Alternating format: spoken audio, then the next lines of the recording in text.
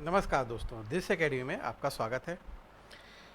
आज के इस सेशन में हम देखेंगे छत्तीसगढ़ करंट अफेयर का जून 5 से जून 19 का टोटल करंट अफेयर क्या हुआ इस दौरान।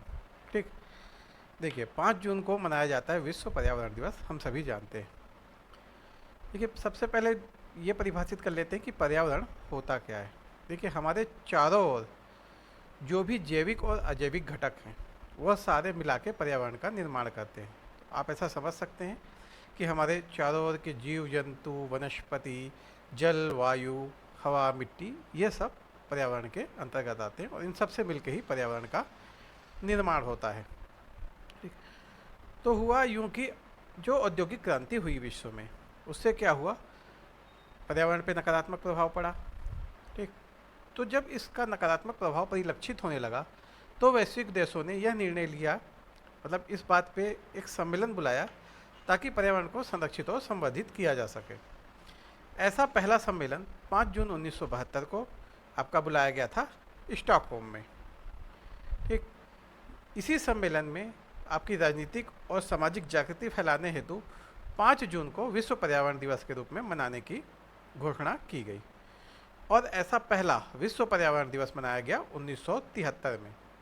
ठीक, वर्ष 2023 का 51वां पर्यावरण दिवस है और इस बार की थीम है आपकी बीट प्लास्टिक पॉल्यूशन। चलिए आगे देखते हैं। 6 जून को केसकाल विकास खंड में मुख्यमंत्री जी का एक कार्यक्रम था। ठीक, बेड़मा ग्राम में। यहीं पे मुख्यमंत्री जी ने डॉक्टर तुमचो द्वार नामक एक योजना की शुरुआत की।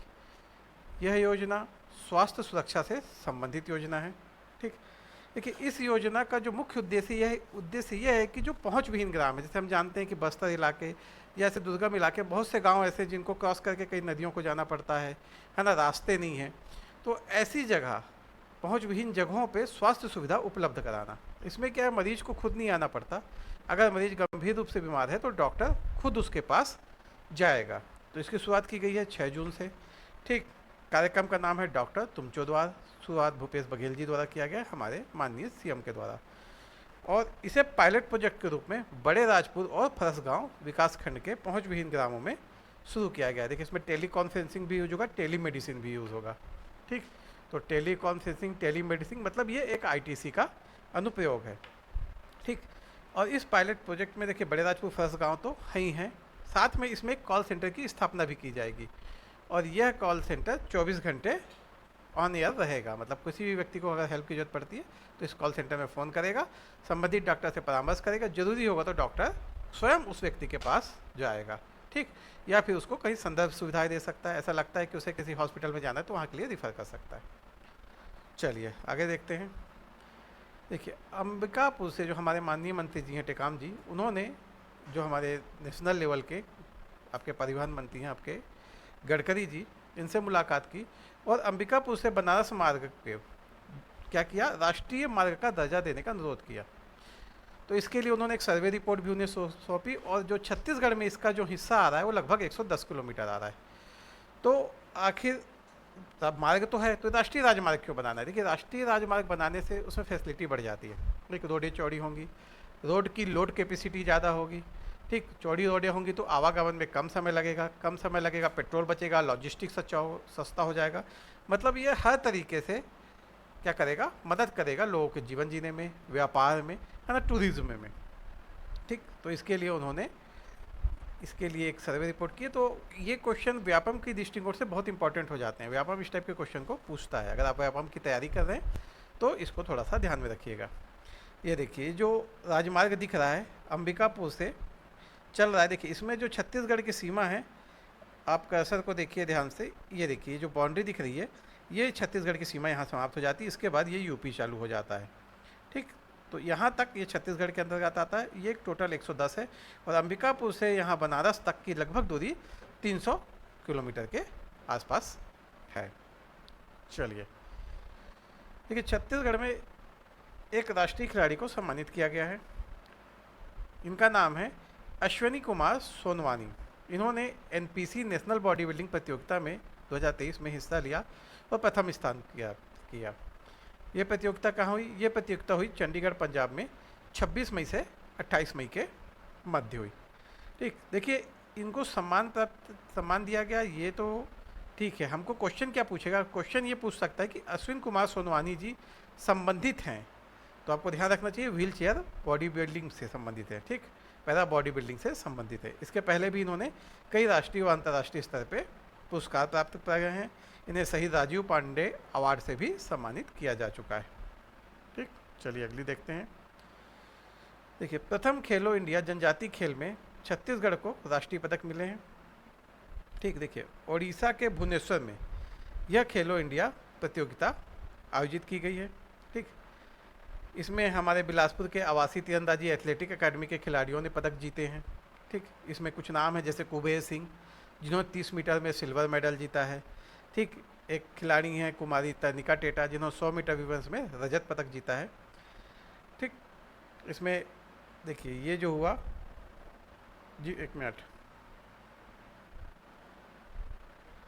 ठीक, तो ये इतने पदक इन्होंने जीते हैं और ये प्रतियोगिता हुई थी आपको 9 से 12 जून के मध्य। ठीक, तो आपको ध्यान रखना प्रतियोगिता का डेट भी 9 से 12 जून के मध्य प्रतियोगिता हुई है। ठीक, देखिए बिलासपुर में G20 का लेबर 20 कॉन्क्लेव संपन्न हुआ 11 जून को, जिसमें हमारे राज्यपाल हरिचंदन जी ने समापन समारोह में संबोधन दिया है अपना। ठीक, ये उन्हीं की फ़ोटो है। ठीक, G20 का 20 का मुख्य अतिथि वर्चुअल तरीके से शामिल हुए। ठीक, यह कार्यक्रम भारतीय मजदूर संघ के सहयोग से national front of Indian trade union द्वारा आयोजित किया गया है। भारत को आपको पता है कि भारत ने इस वर्ष G20 की अध्यक्षता ग्रहण की है, जिसका थीम है एक पृथ्वी, एक परिवार, एक भविष्य। मतलब इसका जो आधार है वह है वासुदेव कुटुंबकम की अवधारणा पे यह विषय तैयार किया गया है। ठीक, विश्व बाल श्रम निषेध दिवस। ठीक, देखिए 11 जून को ही ये लेबर क्यों हुआ, क्योंकि देखिए विश्व बाल श्रम निषेध दिवस भी मनाया जाता है 11 जून को, और इसका जो थीम है वह है social justice for all end child labour. अंतर्राष्ट्रीय श्रम संगठन ने 2002 में बाल श्रम के खिलाफ विश्व दिवस की शुरुआत की थी। अब आपको पता चल गया L20 का G20 का L20 क्यों हुआ 11 जून को, इसलिए हुआ क्योंकि विश्व बाल श्रम निषेध दिवस भी 11 जून को मनाया जाता है। इसी में कार्यक्रम हुआ और इसका विषय भी याद ध्यान रखिएगा, विषय बहुत इंपॉर्टेंट है ऐसे दिवस के। विषय है social justice for all and child labour. देखिए अंतर्राष्ट्रीय श्रम दिवस संगठन ने 2002 में इस बाल श्रम के खिलाफ इस दिवस की शुरुआत की थी ताकि लोगों में इसके खिलाफ जागरूकता जागे। ठीक, आइए थोड़ा सा अंतर्राष्ट्रीय श्रम संगठन के बारे में जान लेते हैं। देखिए इसका जो जन्म हुआ था यह 1919 के वर्साई की संधि में एक संबद्ध एजेंसी के रूप में इसकी स्थापना हुई थी, और जब 1946 में संयुक्त राष्ट्र का निर्माण हुआ तो यह संयुक्त राष्ट्र से जुड़ने वाली पहली विशिष्ट एजेंसी बन गई थी। तो आपको ध्यान रखना है, कई बार क्वेश्चन पूछ सकता है, संयुक्त राष्ट्र से जुड़ने वाली पहली विशिष्ट एजेंसी कौन सी है, तो आपको ध्यान से रखना चाहिए अंतर्राष्ट्रीय श्रम संगठन। स्थापना कब हुई अंतर्राष्ट्रीय श्रम संगठन की? 1919 में हुई।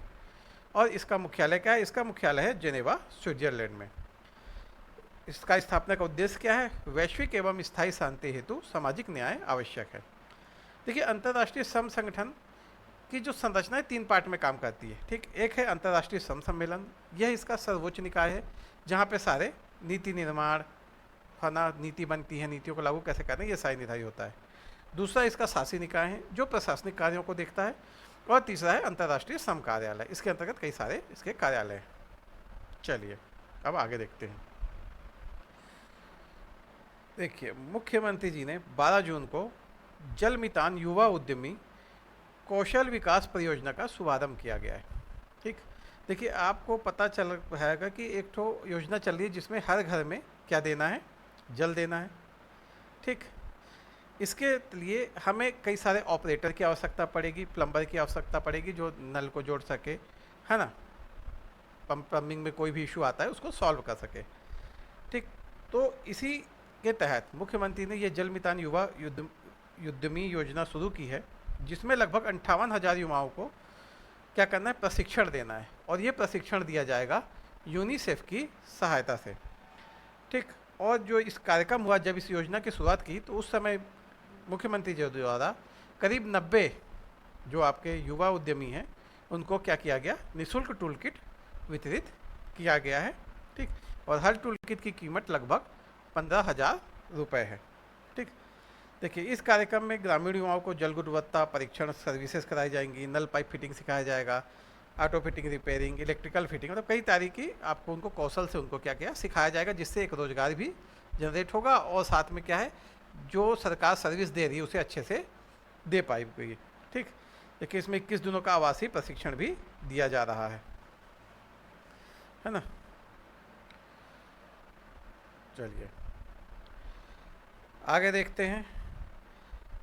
देखिए प्रथम खेलो इंडिया जनजातीय खेल राष्ट्रीय प्रतियोगिता का आयोजन हुआ, अभी भी हमने थोड़े दिन पहले इसको देखा था, है ना, थोड़ी देर पहले एक स्लाइड में वो देखा था, फिर वही न्यूज रिपीट हुई है, थोड़ी सी ज़्यादा डिटेलिंग है इसमें।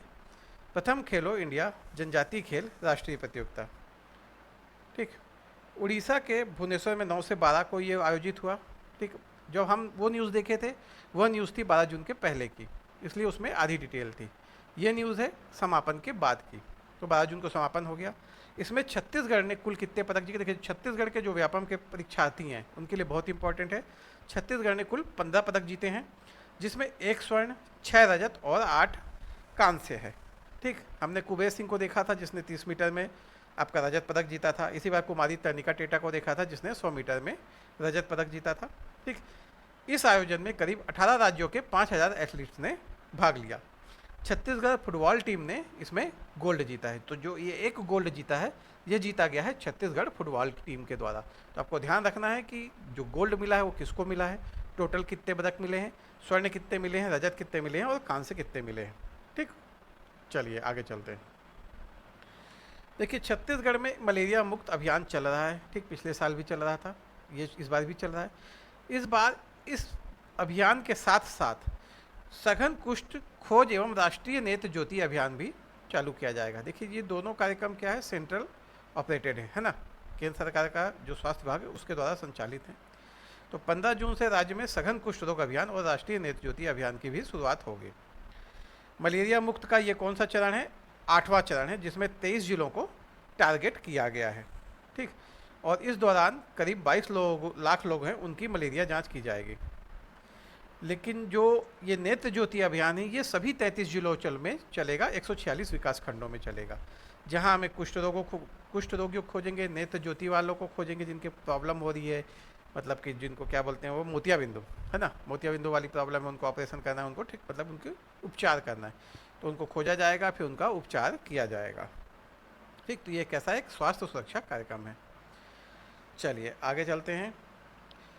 देखिए जो बालोद है, सार्वजनिक वितरण प्रणाली हम सभी समझते हैं, सार्वजनिक वितरण प्रणाली वह प्रणाली है जिसके द्वारा जो सरकार है वो जो खाद्यान्न इकट्ठा करती है उसको वापस जनता तक पहुंचाती है। तो हर ज़िले का कोटा होता है और ज़िले अपने हिसाब से जो FCI के गोदाम रहते हैं, सरकार के गोदाम है, वहाँ से राशन को उठाते हैं। तो इस मामले में जो बालोद जिला है वो पूरे राज्य में प्रथम स्थान है, क्योंकि 15 जून तक उसने 1,42,457 राशन कार्डधारियों का राशन उठाया उसने टोटल। ठीक, इसमें नीचे कुछ डिटेल दिए गए हैं, एक्चुअली ये डिटेल इतने इंपॉर्टेंट नहीं है, जो इंपॉर्टेंट वह यह है कि अगर 15 जून तक के डेट में पूछता है कि सार्वजनिक वितरण प्रणाली के अंतर्गत जून माह में राशन उठाव में पहला जिला कौन है पूरे छत्तीसगढ़ में, तो आपको ध्यान रखना है वह बालोद है। ठीक, बाकी जो डिटेल है उतनी इंपॉर्टेंट नहीं है, फिर भी आपके सामने आप इसको देख सकते हैं। ठीक, चलिए आगे चलते हैं। देखिए राज्य में लघु वनोपज आधारित विकास कार्यों की प्रगति में वित्त तथा वन मंडलवार जगदलपुर शीर्ष पे है। देखिए आपको पता है कि लघु वनोपज संग्रहण में है ना, और सबसे ज़्यादा लघु वनोपज खरीदी में छत्तीसगढ़ पूरे भारत में प्रथम है। और छत्तीसगढ़ के अंतर्गत देखा जाए तो लघु वनोपज में जो विकास कार्य चल रहे हैं उसकी प्रगति में जो है वो जगदलपुर आपका शीर्ष है वित्तीय वर्ष 22-23 में। तो आपको ध्यान रखना है, ये डाटा है वित्तीय वर्ष 22-23 का। ठीक, छत्तीसगढ़ में कुल कितने 6 वन वित्त हैं, 6 वन वित्त हैं। उस 6 वन वित्तों में सबसे ऊपर कौन है, जगदलपुर है। किस विषय को लेके, लघु वनोपज आधारित विकास कार्यों और प्रगति को लेके। ठीक है, चलिए आगे चलते हैं। देखिए मुख्यमंत्री मितान योजना हमारे मुख्यमंत्री जी द्वारा शुरू की गई थी। ठीक, पहले ये केवल 14 नगर निगमों में शुरू की गई थी, फिर 19 जून को मुख्यमंत्री द्वारा यह निर्णय लिया गया कि इसे विस्तार किया जाएगा और सभी 44 नगर पालिकाओं में भी लागू किया जाएगा। ठीक, मतलब नगरीय निकायों में ही लागू रहेगा। पहले 14 नगर निगम थे, अब 44 नगर पालिकाओं में इसको वितरित किया जाएगा। ठीक, अब तक योजना के तहत देखिए 96,258 नागरिकों ने प्रमाण पत्र बताए। देखिए योजना क्या थी कि आप घर में बैठिए, फ़ोन लगाइए, ठीक, टोल फ्री नंबर पे इस पर कॉल कर लीजिए, व्यक्ति आएगा आपके घर में, आप बुजुर्ग हैं, वरिष्ठ हैं, जा नहीं सकते सरकारी ऑफिस, घर लाइए, सारे काम घर से होंगे, आपको डॉक्यूमेंट देना है को, वह लेके जाएगा, आपका प्रमाण पत्र बनवा के वापस आपको घर पे छोड़ देगा। ठीक, तो आपको ध्यान रखना है कि अब ये 44 नगर पालिकाओं में भी लागू कर दिया गया है। चलिए आगे देखते हैं। जल जीवन मिशन के तहत अब तक राज्य में 24.25 लाख से अधिक परिवारों को मिला घरेलू नल कनेक्शन। अभी हमने एक योजना पढ़ी थी थोड़ी देर पहले, जिसमें हम क्या प्रशिक्षित कर रहे थे, वह योजना इसी से संबंधित है। भाई जल जीवन मिशन में जब हम घर घर में नल को पहुँचाए, हमको उसके लिए प्रशिक्षित वर्कर भी चाहिए। ठीक, तो राज्य के ग्रामीण अंचलों में, है ना, अच्छा, इस कनेक्शन को देने में जो हमारे लिए इंपॉर्टेंट न्यूज़ है वह यह है कि घरेलू नल कनेक्शन देने में जांजगीर चांपा जिला पूरे प्रदेश में पहले स्थान पे है, दूसरे नंबर राजनांदगांव और तीसरे नंबर रायगढ़। मतलब जो नल, ये आपका जल जीवन मिशन चल रहा है, इसका ऑपरेशन जो चल रहा है, मतलब पाइप बिछाना है, नल तक घरों का नल कनेक्शन देना है, यह कनेक्शन देने में जो सबसे अच्छे कार्य किए वो कौन कौन किए? एक जांजगीर चांपा जिला किया, दूसरा राजनांदगांव जिला किया और तीसरा रायगढ़ जिले ने किया। तो हमें टॉप 3 जिले कौन कौन से हैं? जांजगीर चांपा, राजनांदगांव, रायगढ़ जिला। ठीक, उनको खबर है। ठीक, इसमें आपको बाकी डिटेल उतनी इंपॉर्टेंट नहीं है। एक डिटेल इसमें जो बहुत इंपॉर्टेंट है, इसमें प्रति घर जो निर्धारित की सीमा वो है 55 लीटर। ठीक, प्रति घर जो सीमा निर्धारित की गई है वो क्या है? 55 लीटर है। ठीक, तो आपको इसको ध्यान रखना है कि 55 लीटर के मान से शुद्ध पेयजल उपलब्ध कराया जाएगा प्रति घर पे। ठीक, प्रति घर, प्रति व्यक्ति पे। तो आपको इसको ध्यान रखना है। जो इंपॉर्टेंट वो ये है कि जांजगीर चांपा पहले है, राजनांदगांव दूसरा है, रायगढ़ तीसरा है। पहला कौन है? जांजगीर चांपा, फिर राजनांदगांव और रायगढ़ है तीसरे नंबर पे। और कितना जल देना है? 55 लीटर देना है। बाकी जो अंदर की डिटेल है मेरे ख्याल से इंपॉर्टेंट नहीं है ना। पढ़ना चाहेंगे तो आपके पास स्लाइड है, वीडियो है, पॉज करके तो आराम से पढ़ सकते हैं, पर मेरे हिस्से आपको नहीं पढ़ना चाहिए। पढ़ना चाहिए वो इंपॉर्टेंट ये है कि 3 टॉप के जिले कौन से हैं, जल की कैपेसिटी कितनी दी जाएगी। ठीक, तो इतना तो इंपॉर्टेंट है आपके लिए, और टोटल संख्या कितने तक दी गई है। अगर जून 2023 तक पूछेंगे, क्योंकि 25 लाख तक परिवारों को घरेलू कनेक्शन दिया जा चुका है। चलिए धन्यवाद। अच्छा, हमारा जो का कार्यक्रम यहाँ होता है, अगले वीडियो में हम आगे करंट अफेयर लेकर आप लोग उपस्थित होंगे। चलिए जाने से पहले एक हमारे चैनल को आप शेयर करिए और सब्सक्राइब कर लीजिए, ताकि और ऐसी जानकारी वाली वीडियो आपको मिल सके। देखिए करंट अफेयर ना सिर्फ जो एग्जाम दे रहे हैं उनके लिए जरूरी है, बल्कि हर आम आदमी के जरूरी है। क्योंकि जब आप करंट अफेयर पढ़ते हैं तो आपको अपने अधिकारों के बारे में पता है, आपको पता चलता है कि कौन कौन सी शासकीय योजनाएं आपके क्षेत्र में चल रही हैं। ठीक, तो आप उसका कैसे लाभ उठा सकते हैं। तो इसलिए करंट अफेयर तो सभी को देखना चाहिए। जो एग्जाम की तैयारी करें उनके लिए तो मोस्ट इंपॉर्टेंट, पर जो नहीं करें उन्हें अधिकार को जानने के लिए, समाज में क्या चल रहा है उसको जानने के लिए इसे दो देखना चाहिए। ओके, चलिए धन्यवाद।